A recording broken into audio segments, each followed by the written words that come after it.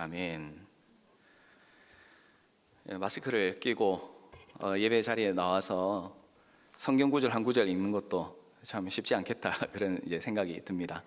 저도 찬양할 때에도 막 처음부터 끝까지 부르고 싶은데 중간에 막 숨이 막혀가지고 잠시 쉬었다가 찬양을 하고 그러니까 지난번에도 말씀드렸지만 빨리 자유롭게 주님께 예배할 수 있는 날이 속히 왔으면 좋겠다라는 그런 소원이 있고, 또 요즘에 이제 한 가지 기도는 또 자유롭게 되었을 때 이렇게 제한된 가운데서 하나님 앞에 막 숨 제대로 쉬지 못하면서 찬양했던 그 답답함을 그 자유로울 때도 꼭 기억하게 해달라고 그렇게 기도하고 있습니다. 왜냐하면 그때 되면 또 언제 그랬냐는 듯이 감사하지 못하고 또 감사함으로 예배하지 못할 그 모습들이 예상이 되다 보니까 지금부터 그런 마음으로 기도하면서 정말 그 자유를 정말 꿈꾸고 또 그때 하나님 앞에 더 감사할 수 있는 그런 준비 과정을 가져야 되겠다라는 그런 마음이 들 때가 있는 것 같습니다. 요즘에 이제 한국에 여러 가지 이슈들이 있겠지만 그 가운데 이제 대표적인 걸 꼽으라면 이제 대통령 선거라고 할 수가 있겠습니다.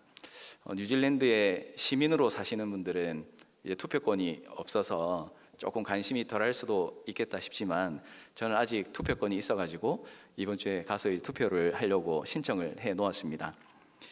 뉴질랜드에서는 이제 오늘부터 재외국민 투표가 시작이 됐습니다. 그래서 앞으로 대한민국의 5년을 책임질 리더를 뽑게 되는데 참으로 중요한 시기라고 할 수가 있겠습니다.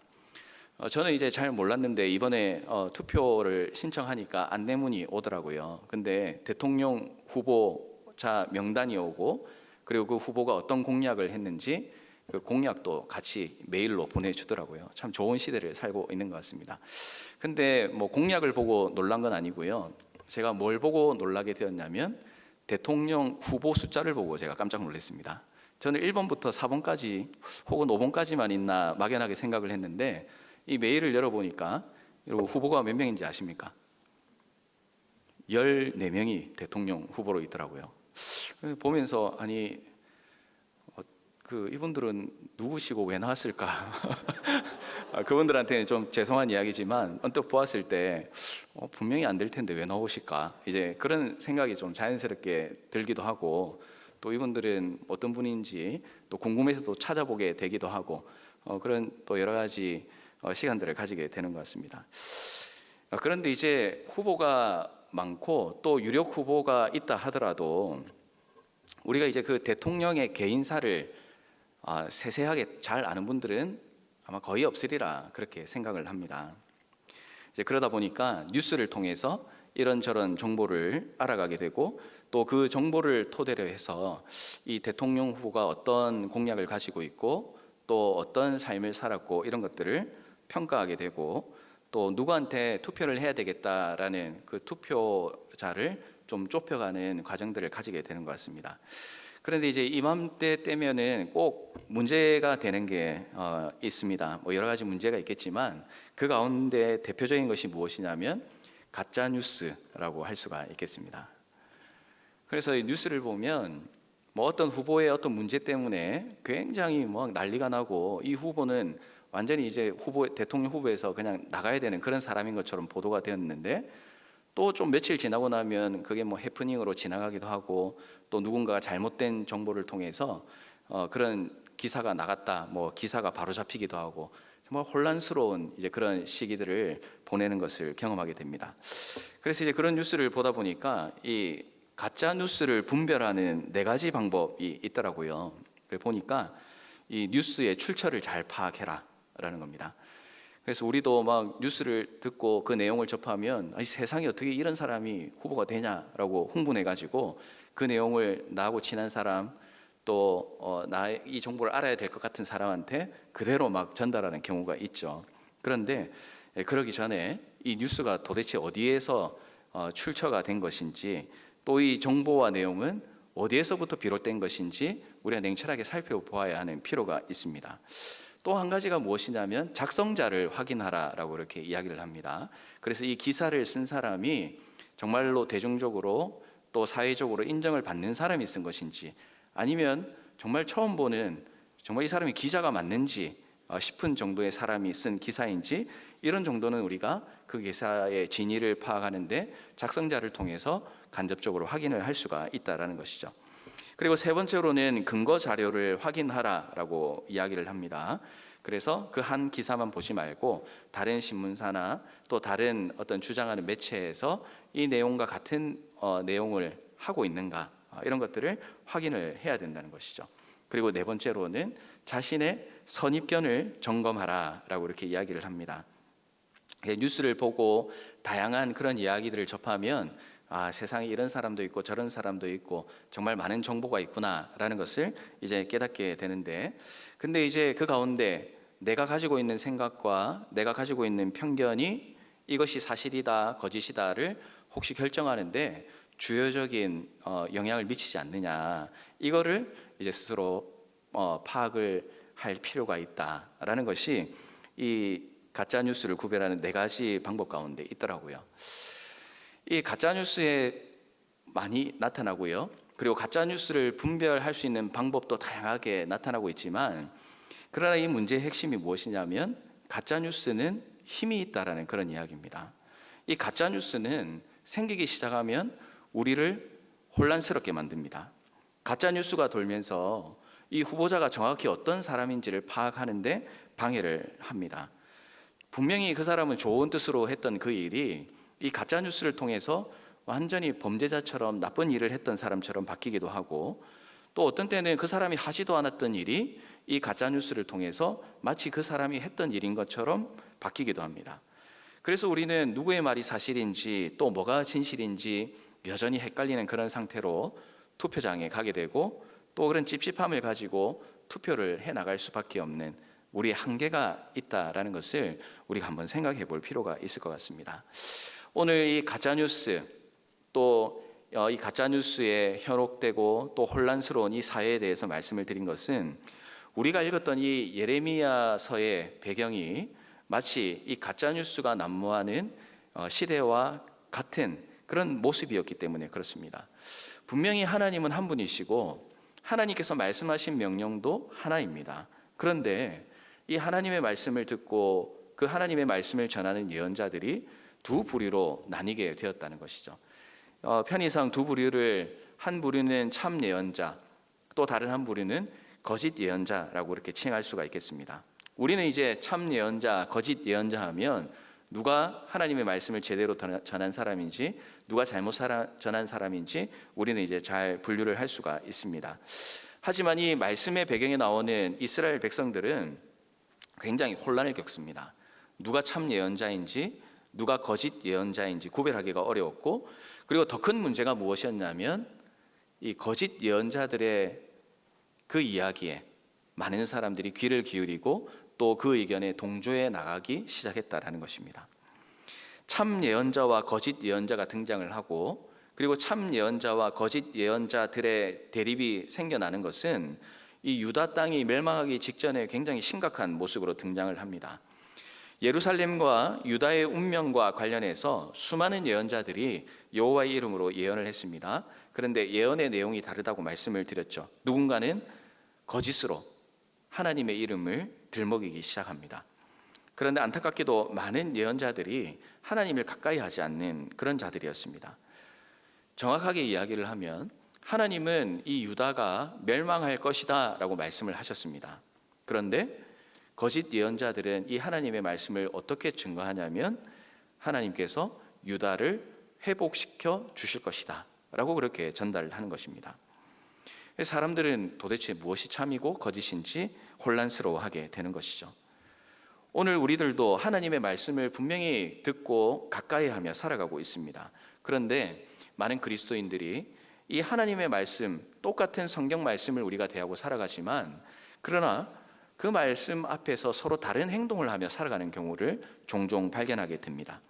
어떤 모습이 옳은 것이고 또 어떤 모습이 잘못된 것인가 참 분별하기가 어려운 그런 시대를 우리가 살아간다고 할 수가 있겠습니다. 분별하지 못하는 삶, 그 신앙의 모습은 이 예레미야 때뿐만 아니라 오늘 이 시대에도 우리가 여전히 이어지고 있습니다. 하나님의 말씀을 대하지만 하나님의 말씀을 내 삶에 제대로 받아들이느냐, 그리고 받아들이지 못하느냐에 따라서 우리의 인생의 결과는 극명하게 달라질 수가 있습니다. 사랑하는 성도 여러분, 여러분들은 또 우리들은 하나님의 말씀 앞에서 얼마나 분별된 삶을 살아가고 있습니까? 얼마나 정직한 삶을 살아가고 있습니까? 여러분들은 예수님의 제자로 살아간다고 주님께 고백할 만큼 정말 부끄럽지 않은 그런 삶을 오늘 하루도 여러분들을 살아오셨습니까? 혼탁한 시대를 우리가 살아가고 있지만 하나님께서는 그 가운데서도 변함없이 참된 제자를 찾고 있습니다. 이 참된 제자로 살아가기 위해서 우리가 어떤 삶을 살아야 할 것인가, 오늘 이 말씀을 통해서 두 가지의 내용으로 함께 나누기를 원합니다. 첫 번째로는 이 하나님의 말씀이 내 삶의 기준이 되어야 된다라는 것입니다. 9절 말씀을 시작하면서 본문은 선지자들에 대한 말씀이라고 기록을 하고 있습니다. 서두의 말씀처럼 이 본문은 선지자에게 주어진 하나님의 말씀입니다. 그런데 이어지는 말씀을 보면 이 참 선지자에게가 아니라 거짓 선지자에게 대한 말씀이 나타나고 있습니다. 그러니까 거짓 선지자들의 그 거짓을 고발하고 심판을 받을 것이다라는 그 경고의 말씀이 나타나고 있습니다. 여호와를 통해서 예레미야가 알게 된 것은 악한 실상이었습니다. 10절과 11절 말씀을 보면 이렇게 기록합니다. 이 땅에 간음하는 자가 가득하도다. 저주로 말미암아 땅이 슬퍼하며 광야의 초장들이 마르나니 그들의 행위가 악하고 힘쓰는 것이 정직하지 못함이로다. 여호와의 말씀이니라. 선지자와 제사장이 다 사악한지라. 내가 내 집에서도 그들의 악을 발견하였노라 기록하고 있습니다. 간음은 백성의 윤리적인 타락뿐만 아니라 우상을 숭배하는 종교적인 타락까지도 포함하고 있습니다. 일반 백성들만 악을 쫓아 살았던 것이 아니라 하나님의 말씀에 끝까지 마지막까지 남아야 하고 하나님의 말씀을 두려워해야 되고 하나님만 바라보아야 했던 예언자들과 제사장들이 타락하고 말았다. 오늘 말씀은 고발을 하고 있습니다. 예레미야는 선지자들 가운데서 독특한 선지자였습니다. 그 이유가 무엇이냐면 다른 선지자들에 비해서 비판을 많이 했다라는 것입니다. 예레미야는 왜 다른 선지자들에 대해서 비판을 했겠습니까? 그 이유는 너무나 간단하죠. 다른 선지자들은 하나님의 말씀을 듣지도 못하고 하나님의 진리를 전하지도 못하는 거짓 선지자였기 때문에 그렇습니다. 거짓 선지자들은 자신의 입으로 하나님의 선지자라고 말은 했지만 그러나 하나님과 교통하지 않고 하나님으로부터 계시를 받지 않은 그들의 예언은 모두 거짓일 수밖에 없었던 것입니다. 그런데 그 당시에 이제 상황을 보면 좀 심각한 부분이 있습니다. 무엇이냐면 예레미야가 이 비난하고 있는 거짓 선지자가 아니라 예레미야 자신이 거짓 선지자인 것처럼 보였다는 것입니다. 다른 선지자들은 다 같은 예언을 했습니다. 그런데 예레미야 혼자만 다른 예언을 하게 됩니다. 그러니까 독특하고 돌출 행동을 했던 것이죠. 거짓 선지자들은 어떤 예언을 했냐면 모두 다 나라가 망하지 않을 것이다. 축복 가운데 거하게 될 것이다. 라는 아주 긍정적인 메시지를 선포합니다. 그러나 예레미야는 무엇이라고 예언을 합니까? 이 나라가 멸망할 것이다.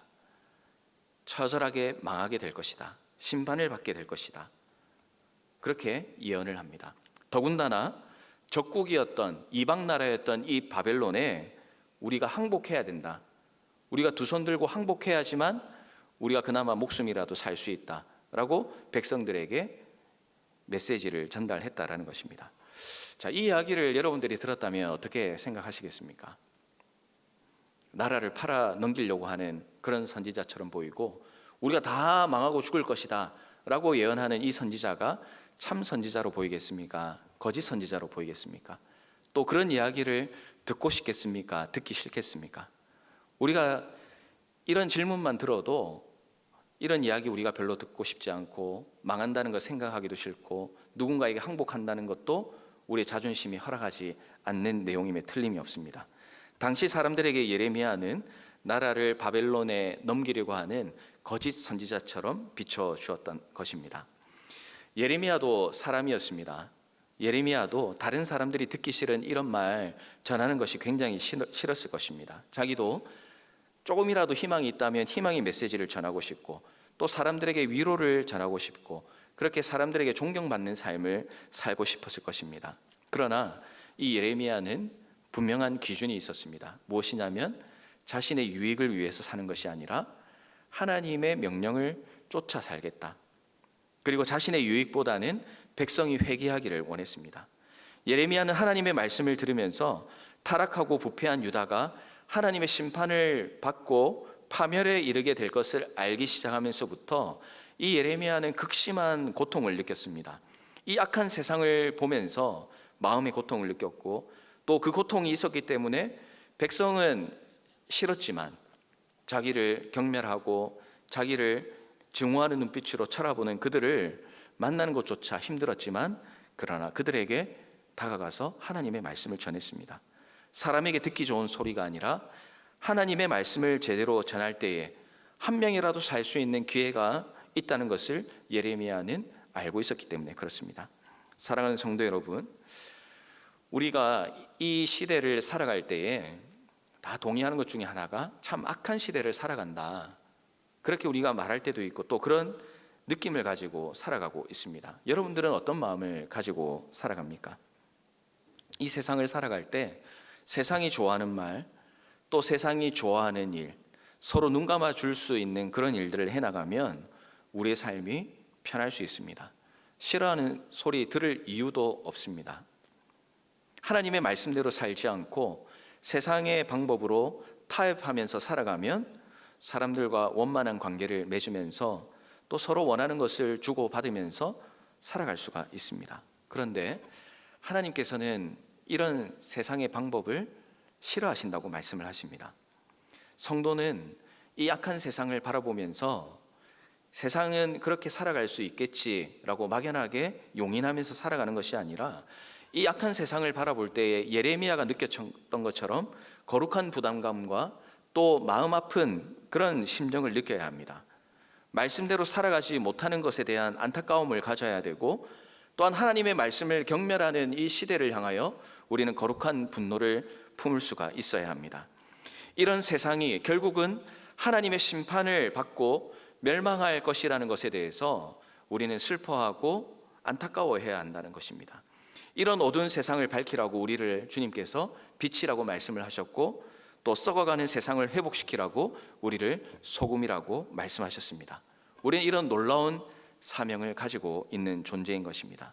그런데 이런 악한 세상을 바라보면서, 또 이런 악한 세상을 살아가면서 아무런 감각이 없고 아무런 느낌이 없고 각자의 삶을 존중해 주자라는 마음이 우리의 삶을 지배한다면, 과연 우리가 오늘 이 말씀 가운데 나오는 참 선지자와 거짓 선지자의 부류 가운데 우리가 어디에 속해져 있는 것인가, 우리 스스로가 하나님 앞에서 돌아볼 필요가 있을 것입니다. 예수님은 이 땅에서 그리스도인들이 어떻게 살아야 하는가를 몸소 보여주셨습니다. 그것이 우리의 목숨과 인생이 걸린 일이다 하더라도 하나님의 말씀을 세상을 바라보는 기준으로 삼으셨고, 또 행동의 기준으로 삼으셨습니다. 내가 어떻게 할 것인가 보다는 우리 주님께서 어떻게 하길 원하시는가, 이것이 삶의 기준이었다라는 것입니다. 하나님은 자신이 가르쳐 주신 말씀대로 살아가고 전하는 이 예레미야를 사람들은 싫어했지만 하나님께서는 참 선지자라고 인정해 주셨습니다. 악한 세상이 우리를 공격하고 손가락질 하더라도 하나님은 하나님의 말씀대로 살아가는 성도를 기뻐하시고 인정한다는 사실을 여러분 다시 한번 기억하시기를 바랍니다. 오늘 이 말씀이 우리의 삶의 기준이 되었으면 좋겠습니다. 에베소서 5장 26절, 27절 말씀입니다. 우리 화면을 보시면서 함께 읽으면 좋겠습니다. 시작. 말씀으로 깨끗하게 하사 거룩하게 하시고 자기 앞에 영광스러운 교회로 세우사 티나 주름 잡힌 것이나 이런 것들이 없이 거룩하고 흠이 없게 하려 하심이라. 아멘. 말씀을 통해서 우리 주님은 영광스러운 교회를 이루어 가기를 원하십니다. 우리가 회사에서, 또 학교에서, 가정에서 수많은 사람들을 만나게 될 것입니다. 우리가 하나님의 자녀로 어떻게 살아가느냐에 따라서, 또 내가 우리의 입술을 통해서 어떤 말을 하느냐에 따라서 함께 하는 사람들을 사망과 파멸로 몰아넣을 수 있고, 아니면 생명으로 인도할 수 있습니다. 사람의 반응이나 눈치를 보다가 사망의 길로 함께 가시지 말기를 바랍니다. 하나님의 반응과 눈치를 보면서 생명으로 인도하는 놀라운 경험을 해 나가십시오. 오직 하나님의 말씀을 내 삶의 기준으로 삼고 스스로를 권면하고 위로로 삼아 살아가시기를 바랍니다. 내가 하나님의 말씀 앞에 바로 설 때에 참 성도의 삶을 살아가게 되는 것입니다. 세상 사람들이 나를 안 보는 것 같아도 우리가 어떤 생각을 하고 살아가고 어떤 말을 내뱉고 살아가고 어떻게 행동하는가를 그들은 눈여겨보고 있습니다. 이 약한 세상에 살아가는 많은 사람들에게 하나님의 말씀이 무엇인지 여러분의 삶으로 증거하며 살아가시는 예수님의 제자로 살아가시기를 주님의 이름으로 축원합니다. 우리가 두 번째로 함께 기억했으면 좋겠습니다. 하나님과 교제의 자리로 나아가야 한다는 것입니다. 22절 말씀을 한번 같이 읽도록 하겠습니다. 22절 말씀입니다. 시작.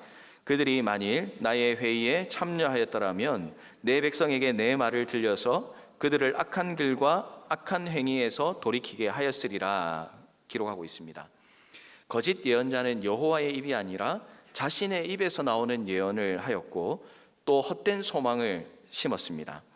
그런데 그 이유가 무엇이었냐 하면 22절 말씀을 우리가 읽었던 것처럼 그들이 여호와의 회의에 참여하지 않았기 때문이다 라고 말씀을 하고 있습니다.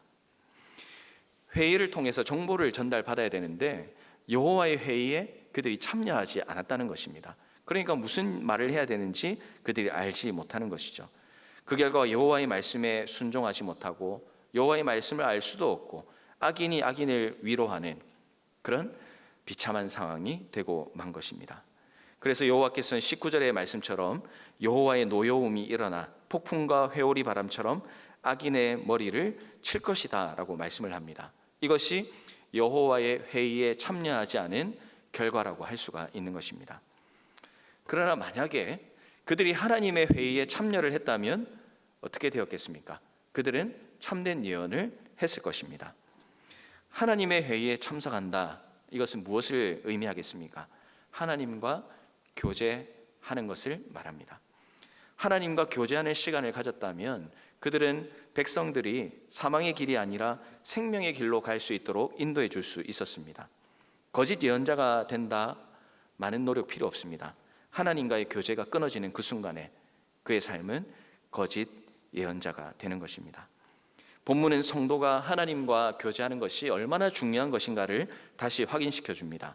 하나님과 교제하는 것, 하나님과 날마다 만나는 것은 우리를 생명의 길로 인도하시는 유일한 길입니다.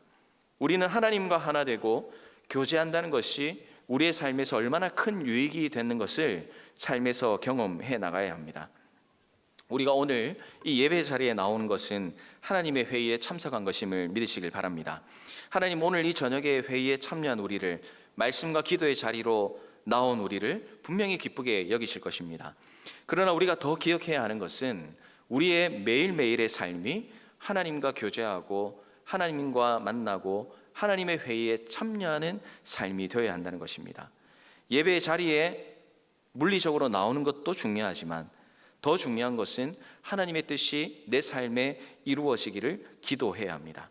이 자리에 나온 것으로만 만족하는 것이 아니라 매일 우리의 삶이 하나님 보시기에 합당한 삶이 되도록 우리는 정말 하나님 앞에 기도하면서 몸부림치는 삶을 살아가야 한다는 것입니다.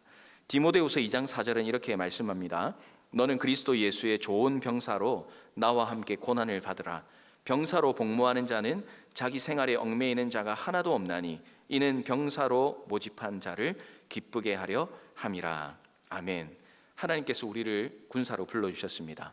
우리가 군사로 살아가는 것은 우리를 군사로 모집한 그분을 기쁘게 하기 위해서 우리가 군사로 살아간다고 말씀은 기록하고 있습니다. 기도할 뿐만 아니라 기도한 대로 하나님께서 주신 사역의 현장, 삶의 현장에서 살아갈 수 있어야 됩니다. 신앙이라는 것이 되게 고상하고 어려운 것이 아닙니다. 그리스도인의 삶이라는 것은 큐티를 잘한다고 해서 성경 지식이 뛰어나다고 신앙이 좋다고 할 수 없습니다. 주님과 교제를 이어가는 것이 좋은 신앙이라고 할 수 있습니다.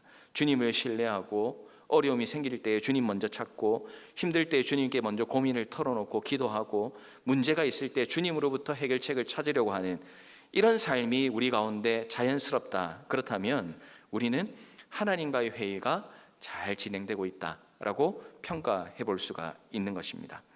그러므로 우리는 날마다 자신을 점검해야 됩니다. 나는 주님을 신뢰하고 따르고 있는가? 주님의 명령에 순종하고 있는가? 늘 살펴보는 그런 삶을 살아가시기를 바랍니다.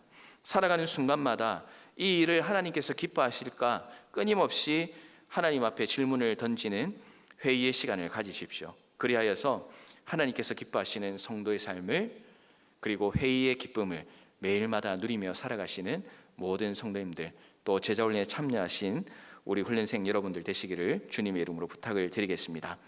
말씀을 정리하겠습니다. 가짜뉴스가 판을 치고 하나님이 싫어하는 행위라고 분명히 말씀하셨는데 이것이 옳은 것이다라고 우기면서 악법을 제정하려고 하고, 혼란스럽고 분별하기 어려운 시대를 살아가면서 우리가 고백하게 되는 것은 결국 오직 하나님 한 분밖에 없습니다 라고 고백 드릴 수밖에 없습니다. 특별히 오늘 제자훈련을 시작하는 여러분, 제자훈련을 통해서 예수님의 제자로 살아가는 것이 어떤 것인가, 여러분 올 한 해 이 훈련의 삶을 통해서 여러분 스스로 또 여러분과 함께하는 모든 사람들 앞에서 정말 보여주며 살아갈 수 있는 그런 한 해가 되기를 바랍니다. 하나님을 여러분의 삶, 우리의 삶의 기준으로 삼으십시오. 하나님과 교제하는 것이 우리의 인생의 가장 큰 기쁨이 되기를 바랍니다. 이 자리에 있는 우리 모두도 예수님의 제자임을 기억하고 제자답게 살기 위해서, 혹시 훈련을 받으신 분들이 있다면 이전에 훈련 받았던 기억을 다시 떠올리면서 주님 앞에 올해 다시 한번 제자로 더 열심히 살아보겠습니다 라는 그런 결단이 있었으면 좋겠고요. 혹시 훈련의 자리에 아직 나가지 않았다면 또 이 훈련을 사모하는 마음으로 다음번에는 제가 이 자리에 있게 해주십시오 라는 그런 기도로 주님 앞에 나아가보면 어떻겠습니까? 하나님과 교제하는 삶을 살아서 하나님께서 이루어 가시는 그 놀라운 일을 매일의 삶에서 경험하시고, 그리하여 정말 참된 제자의 삶을 매일마다 살아가시는 모든 성도님들 되시기를 주님의 이름으로 축원합니다. 기도하겠습니다. 사랑과 은혜가 풍성하신 하나님 아버지, 우리가 인생을 살아가면서 주님의 제자로 살아가기를 원합니다. 주님의 제자로 온전히 살아가기 위하여 말씀과 기도의 두 기둥을 든든히 붙들고 주님과 동행하는 삶, 주님이 내 인생의 주인 되는 삶, 주님이 내 인생 모든 결정의 기준이 되는 삶을 살아갈 수 있도록 주님 은혜와 축복을 더하여 주시옵소서. 하나님, 우리의 힘과 능력으로는 도무지 희망이 없습니다. 그러나 예수님의 힘을 의지하고 함께 하시는 그 주님의 능력을 의지함으로 정말 세상의 빛과 소금의 역할 잘 감당하며 살아가는 우리 모두가 될 수 있도록 주님 함께하여 주시옵소서. 살아계신 예수님 이름으로 기도드립니다. 아멘.